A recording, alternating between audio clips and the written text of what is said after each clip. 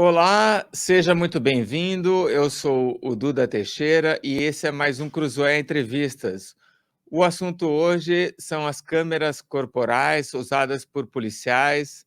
E para falar sobre o assunto, eu convidei a Carolina Ricardo, que é advogada, socióloga e diretora executiva do Instituto Sou da Paz. Carolina, tudo bem? Seja bem-vinda ao Cruzoé Entrevistas. Joia, Duda, obrigada pelo convite. Carolina, bom, vamos começar.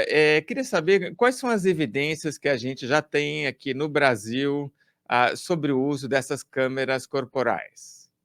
Muito bem, vamos lá. Quando a gente analisa as pesquisas mais cientificamente estruturadas, a gente tem evidências sobre o caso de Santa Catarina e sobre o caso de São Paulo, né? Sobre o caso de Santa Catarina, é muito interessante dizer que as evidências mostram que aumentou a confiança na polícia, melhorou a relação polícia e sociedade, porque o fato de estar sendo filmada a relação, né, uma abordagem, uma interação da polícia com uma pessoa, isso faz com que de ambos os lados haja melhoria de comportamento, né?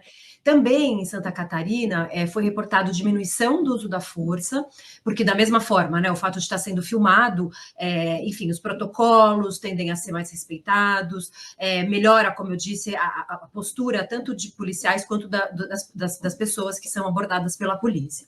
Por um outro lado, é muito interessante em Santa Catarina também, pelos policiais mais jovens, houve melhoria de observância dos protocolos. Olha que interessante, a gente fala muito pouco disso quando fala de câmeras corporais, porque fala muito de letalidade policial, mas as câmeras, elas são uma ferramenta de compliance, quer dizer, de adequação às regras por parte das polícias, dos policiais. Então, melhorou a aplicação de protocolos por os policiais mais jovens, que entraram há menos tempo na polícia e estão mais abertos a aprimorar os seus procedimentos. E no caso de São Paulo, um grande resultado levantado na avaliação feita pela FGV foi a redução da letalidade policial. De fato, diminuiu o caso de mortes pela polícia. A gente sabe que em São Paulo não foram só as câmeras, foi um conjunto de medidas adotadas para reduzir a letalidade, mas a câmera tem um papel importante, além de ter diminuído o número de policiais mortos em serviço. Então, tem muita relação com a melhoria do uso da força. E um dado interessante mais recente da Polícia Rodoviária Federal, que adotou a partir de 2023, foi feita uma pesquisa para analisar a aceitação dos policiais. A gente sabe que tem resistência por parte da tropa, mas é interessante dizer que 74% dos policiais rodoviários federais que participaram da pesquisa disseram que entenderam como útil a câmera corporal. Então, enfim, acho que são algumas evidências iniciais ainda que mostram os resultados do uso de câmeras. E, por fim, é importante dizer, há um discurso sobre as câmeras, de que as câmeras impedem a atuação policial, mas, como eu disse, quando há um bom uso de força, um bom uso de protocolos, na verdade, algumas dessas evidências mostram que aumentou o registro de algumas ocorrências de crimes mais leves, é o caso, por exemplo, de Santa Catarina e de São Paulo, em que a gente viu um aumento aí de casos de violência doméstica reportado. Então, acho que são algumas evidências iniciais que mostram como a câmera ajuda a profissionalizar a atuação policial. Carolina, de tudo que você falou, apareceram algumas dúvidas aqui. Por que reduz o número de policiais mortos em serviço? Porque quando, enfim, em geral, é claro que não dá para fazer uma análise 100% cravada, mas, em geral, quando há mortes de policiais, você tem uma interação de confronto, né, em serviço, e é um confronto que, via de regra, né, entende-se que parte da pessoa abordada, do suspeito, mas eventualmente há casos de mau uso de força. Um caso muito triste, como foi o caso do soldado Cosmo, aqui em São Paulo, que foi morto na Baixada Santista no começo de 2024, as análises mostram, por exemplo, que ele estava fazendo um procedimento errado, ele estava fazendo uma incursão sem o apoio necessário de retaguarda. Essa exposição dele acabou resultando na morte. É claro, ele estava usando as câmeras, a gente conseguiu apurar depois, mas esse é um exemplo de mau uso de procedimento. Então, o que as evidências mostram é que as polícias tendem a usar melhor o procedimento de uso de força, evitar usos de forças mais altos, como força letal, e isso contribui para que haja menos mortes em serviço quando eles estão atendendo ocorrência. É claro que isso, enfim, a gente olhou em São Paulo por um período delimitado, não tenho esses dados sobre Santa Catarina, por exemplo, mas como houve um aumento, uma adesão às regras e aos protocolos, a gente pode afirmar que em São Paulo melhorou o uso da força e, portanto, isso tende a diminuir também a morte de policiais em serviço.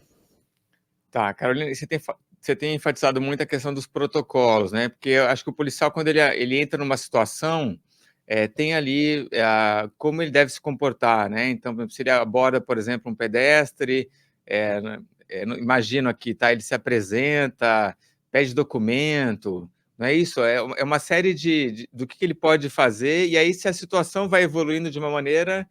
então, assim, é muito bem regrado o que o policial pode fazer, não é isso?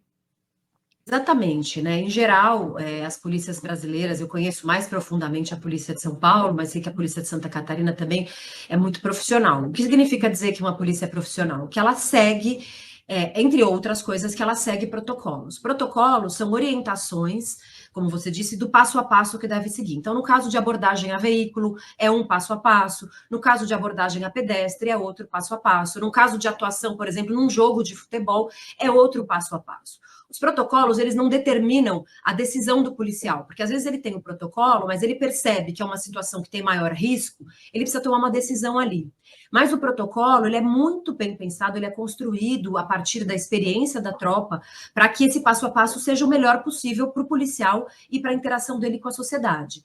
Então, os protocolos são muito importantes nesse sentido. Então, por exemplo, o protocolo de abordagem aqui de São Paulo prevê que o policial precisa verbalizar com força para que o indivíduo pare, para mandar que o indivíduo entrelace os dedos atrás da cabeça, faça a revista pessoal para ver se não tem arma nem drogas. Depois disso, ele pode diminuir a força usada, né? Ele pode, vamos dizer assim, relaxar. Né? Então, o protocolo ele orienta esse passo a passo, o que é muito bom para o policial, que muitas vezes está sozinho, não tem um apoio. O protocolo é esse apoio, e isso melhora o seu trabalho, protege o policial, protege as pessoas, embora o policial tenha que tomar decisão. Né? Às vezes ele precisa fugir do protocolo porque é uma situação que não estava desenhada ali. Então, o protocolo não é uma salvação da lavoura, mas ele orienta permanentemente a atuação policial. E as câmeras, nesse sentido, elas são uma ferramenta de compliance, ou seja, de poder de monitorar o uso do protocolo, se ele está sendo usado, se precisa fazer modificação, porque às vezes muda a realidade social, o protocolo precisa mudar. Então, com as imagens da câmera, a polícia tem uma ferramenta, inclusive de análise e estudo, sobre a necessidade de melhorar e de adaptar um protocolo policial. Tá. Carolina, você comentou aqui do aumento do número de casos de notificação de violência doméstica, né? Que relação que isso tem com o uso da câmera corporal? Bem, os casos de violência doméstica, tradicionalmente, são entendidos, muitas vezes é isso, é uma briga de marido e mulher, a mulher aciona a polícia.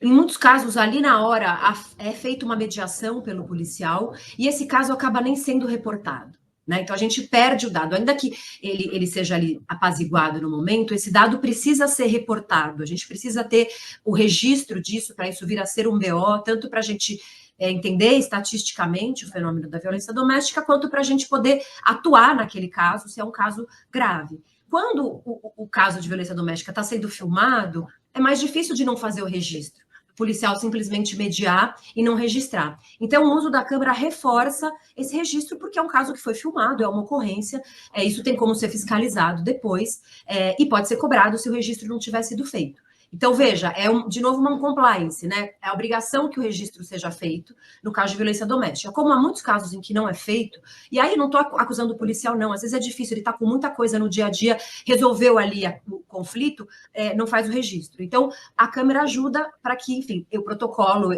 essa orientação de se fazer o registro aconteça com mais frequência. Então, isso ajuda a aumentar o número de casos registrados aí de violência doméstica. Carolina, e nesse caso, bom, a câmera acaba ajudando, então, a vítima da violência. Agora, quando um policial aborda uma pessoa que está cometendo um crime, a câmera também pode ajudar a coletar evidências para depois acabar acusando a pessoa? Olha, a câmera, ela coleta evidências em geral, ela coleta evidência daquilo que aconteceu, né? Se é uma abordagem correta de uma pessoa que está cometendo crime e ela foi presa em flagrante, ela vai comprovar que aquela pessoa estava cometendo crime, que o policial agiu corretamente e que está tudo certo com aquela prisão. Se é uma prisão que não, por exemplo, às vezes há casos de ocorrência que foi por exemplo, né, uma questão de porte e posse de drogas, por exemplo, né?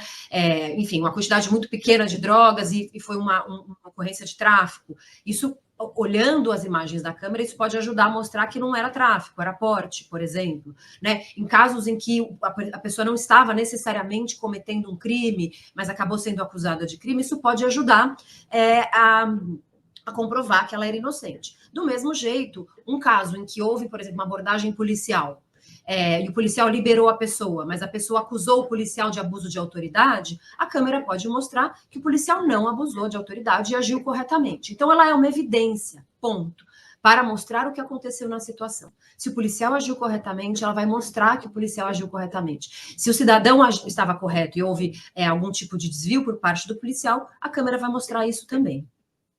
Tá. Carolina, há alguns dias o Ministério da Justiça e Segurança Pública divulgou diretrizes sobre o uso de câmeras corporais, e aí eu entendi que os governos estaduais podem ou não seguir as diretrizes. Você achou positivo essa divulgação das diretrizes? No Brasil, a segurança, os estados brasileiros, né, o governo estadual tem autonomia para fazer a gestão da segurança e para definir protocolos e atuação das suas próprias polícias. Então, a definição final de, por exemplo, como vai se dar a implantação do programa de câmeras corporais é do Estado. Mas como o governo federal ele tem um papel na segurança pública que a gente fala indutor de políticas públicas, né? Ele pode orientar prioridades, ele pode repassar recursos para os estados e sugerir que os estados adotem determinadas políticas. Ter uma diretriz nacional é muito positiva, porque a gente começou a ter essa explosão de câmeras, né? Muitas vezes, a gente sabe, não é simples adotar um programa de câmeras corporais, tem muitos procedimentos que precisam ser seguidos, muita formação, muito treinamento, e muitos estados não têm estrutura para implantar da melhor forma possível. Estados mais ricos talvez tenham, estados mais pobres talvez não. Então, ter uma diretriz que padronize algumas regras, por exemplo, os objetivos do programa de câmera, a diretriz traz isso, os princípios, regras para armazenamento das imagens, tudo isso ajuda um Estado. Como não é uma norma que obriga os Estados, porque ele não tem como fazer isso no nosso modelo federativo, o governo federal não pode baixar uma norma que obrigue os Estados a fazer nada no campo da segurança pública, ele pode orientar, me parece muito, muito importante, porque a gente pode ter uma implantação mais padronizada entre os estados, isso vai ajudar os estados que não têm estrutura para fazer a implantação dos seus programas de câmera, sem determinar, sem obrigar. Não é que o governo federal está se metendo no âmbito estadual, ele está sugerindo e recomendando.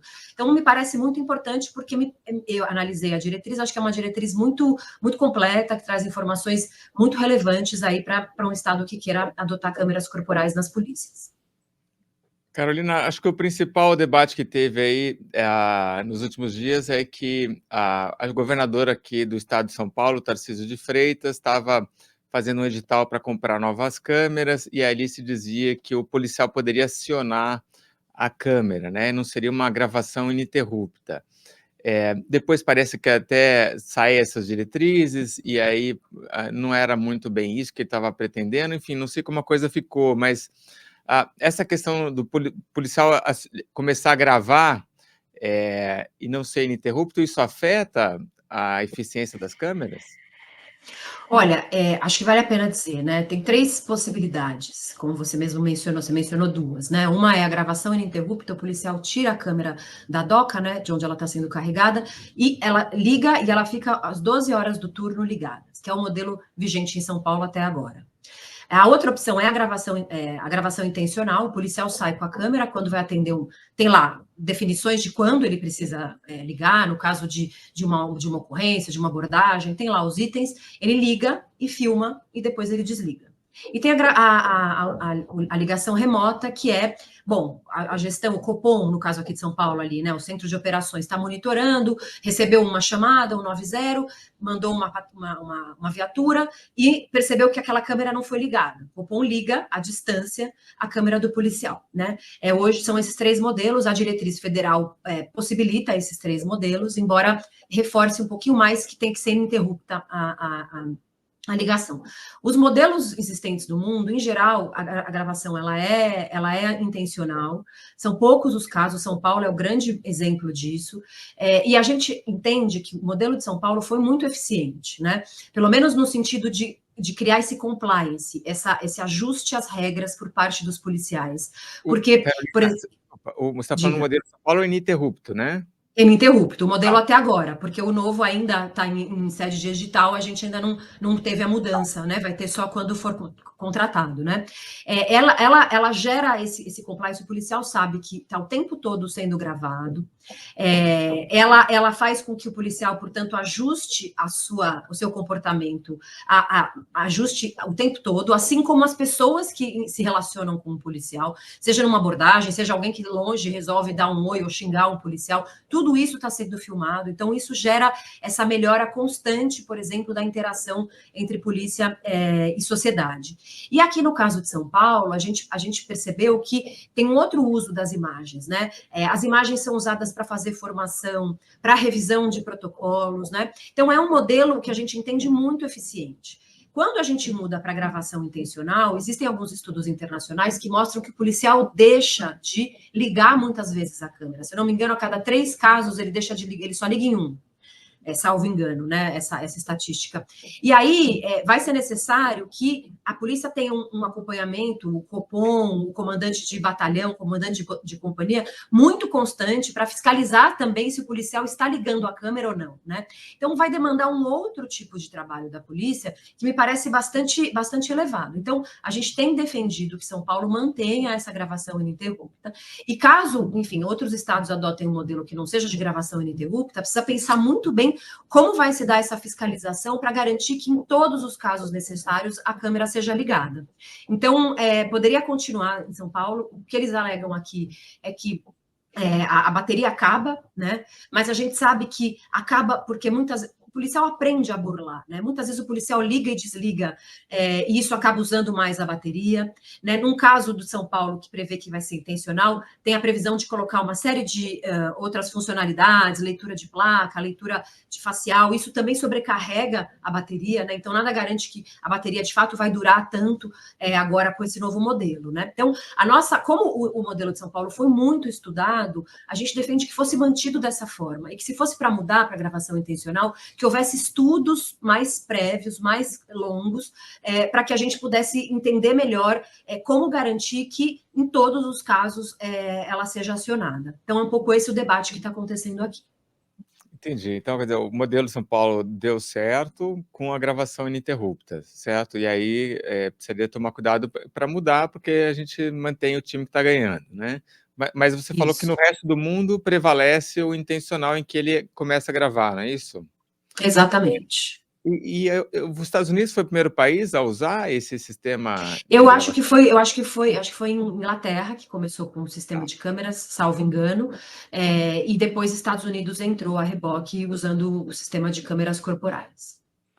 E nesses países eles avaliam também uma redução da letalidade policial ou é uma outra é um outro critério que eles estão avaliando, né? Porque imagino que na Inglaterra não tem isso, né? De Claro. letalidade policial. Exatamente. Na verdade, tem uso da força, né? O uso da força existe em todas as polícias, porque a polícia só é polícia porque pode usar a força. Acho que é importante dizer. O uso da força não é só atirar, né? O uso da força é mandar alguém parar para fazer uma abordagem, para fazer uma busca pessoal, isso é força, né? Se o policial te manda parar numa blitz, você para. Ele está usando a força, né? Então, o uso da força acontece permanentemente na atuação policial. Então, nesses países, mais do que o uso da força letal, são esses níveis iniciais de força, abordagem a veículos, isso tudo, né? Então, e nesses países, sobretudo nos Estados Unidos, que eu acompanho um pouco mais os estudos, tem muito mais estudos, e muitos deles, em relação ao uso da força, eles não são 100% conclusivos, tem estudos que mostram que melhorou sim o uso da força, tem estudos que mostram que não teve muito impacto, que continuou o mesmo padrão de uso da força. Existem casos, o que é unânime em todos eles, em todos os estudos, é que melhora a confiança da população na polícia, aumenta a legitimidade atividade policial. Acho que esse é o grande, e isso é um ganho para a polícia, porque se a polícia tem um aumento de confiança, ela é mais bem tratada pelo público, ela recebe informações importantes, inclusive para investigar, né? Então, o resultado unânime internacionalmente é aumento da confiança e, portanto, da legitimidade. E em relação aos registros de crimes, também varia. Tem lugar que não aumentou, também não diminuiu, e tem lugares que aumentou o registro de crimes, como a gente viu aqui no Brasil nos casos de violência doméstica. Então, não dá para cravar, a Câmara resolveu todos os problemas em todos os países, as análises são variadas, o que dá para dizer, melhora a confiança da polícia, em geral, melhora o uso da força, ou pelo menos não piora, e, em geral, aumenta os registros de ocorrência, não piora, né? Em alguns casos, mantém estável. Acho que é um pouco esse o balanço aí dos resultados que a gente conhece internacionalmente. Carolina, agora você trouxe o dado de 74% dos policiais rodoviários federais que aprovam o uso das câmeras. Agora, aqui em São Paulo, o governador Tarcísio de Freitas, ele falou que ele prefere uma população, que ele quer uma população segura a um policial vigiado, né? E esse uso das câmeras tem sido muito politizado? Olha, Duda, eu queria só esclarecer, né? Essa pesquisa sobre a PRF, ela é muito interessante porque ela mostra essa aprovação. Por isso eu quis trazer esse dado, porque não é trivial. Muitos policiais não aprovam, resistem ao uso das câmeras. Em parte porque, sim, eu acho que o debate sobre as câmeras foi politizado, né, no Brasil. E principalmente pela forma como se pautou o debate público sobre o uso de câmeras, né? Quando a gente fala, inclusive, a imprensa, os especialistas, eu mesma já usei essa abordagem de que câmera é implantada para reduzir letalidade, ou seja, para controlar a atuação policial. Essa mensagem é uma mensagem muito ruim, porque coloca essa oposição que o governador Tarcísio faz, com a qual eu não concordo, que é estamos vigiando o policial e deixando o bandido solto.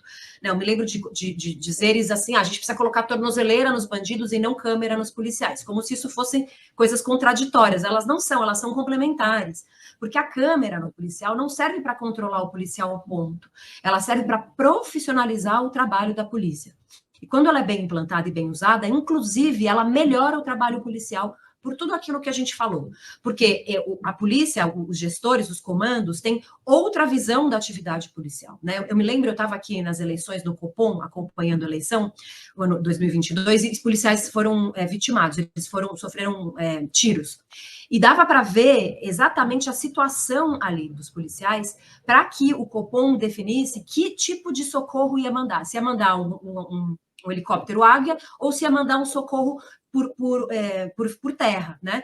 Veja como é importante. Isso pode salvar a vida daquele policial que sofreu um disparo de arma de fogo por causa dessa consciência situacional que a câmera traz.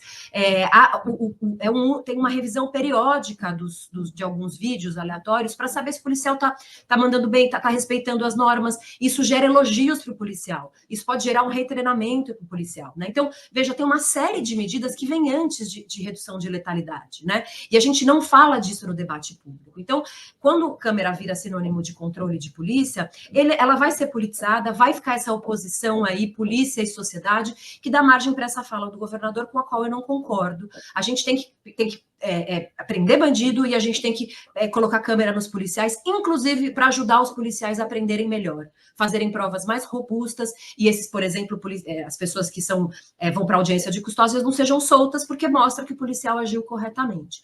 Então, acho que essa politização é muito ruim, fica uma coisa de direita é contra a Câmara, esquerda é a favor da Câmara, não é nada disso. A gente é a favor de uma polícia, a Câmara é para uma polícia profissional, eficiente, que entregue bons resultados de redução de crime para a sociedade. Eu acho que esse tem que ser o debate feito, e não essa ideia de que é policial versus bandido. Eu acho que isso é muito ruim, e acho que nosso governador erra ao fazer essa afirmação que você mencionou.